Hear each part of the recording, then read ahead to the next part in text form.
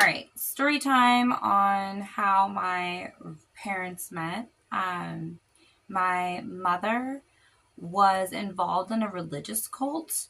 It's called the Worldwide Church of God, and she was involved with them until her 20s, and then she decided to break away from the church, and they excommunicated my mom, and so she went down to live in San Diego, and answered an ad for a cleaning lady needed. She answered the ad to my grandma, and went and worked for my grandma Barbara and was a cleaning lady for her at this big mansion down in Southern California. That's where she met my dad, my real dad.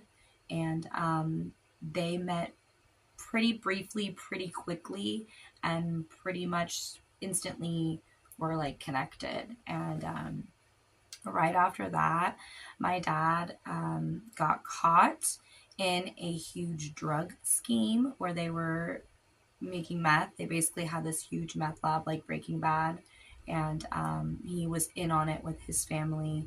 And so he took the hit basically for his family and went to prison for them all.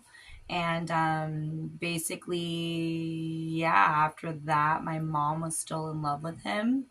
And so she stuck around, and they did a conjugal visit. And that's how I was made.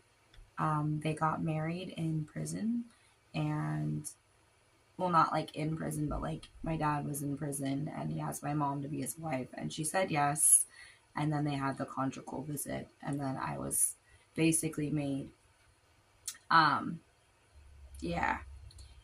So everything was looking pretty good until my mom gave birth, and then I was born pretty badly off. I was born 6 weeks early. I was born blue with dislocated hips. I had to be put in an incubator, and they tested me for drugs, and I had drugs in my system. So I got taken away from my mom, and I got sent to live with my grandparents, who by then were no longer in the religious cult. They were a part of a different type of Christian group, but it wasn't anything like the Worldwide Church of God that we were in, which that's for another video.